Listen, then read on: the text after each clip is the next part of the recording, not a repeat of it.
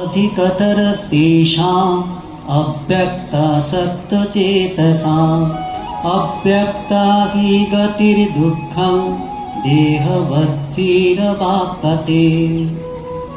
যাদের মন অব্যক্ত ব্রহ্মে আসক্ত তাদের ক্লেশ অধিকতর, কারণ অব্যক্তের উপাসনার ফলে দেহধারী জীবদের কেবল দুঃখই লাভ হয়।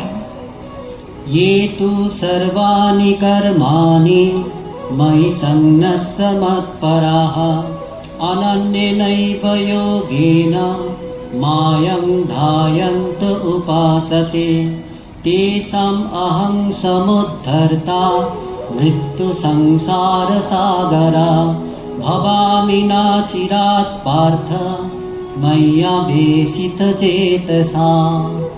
যারা সমস্ত কর্ম আমাতে সমর্পণ করে, আমাকেই পরম লক্ষ্য জেনে একনিষ্ঠভাবে আমার ধ্যান করে, হে পার্থ, যাদের মন আমার মধ্যে নিবিষ্ট তাদের আমি অচিরেই জন্ম মৃত্যুর সংসার সমুদ্র থেকে উদ্ধার করি।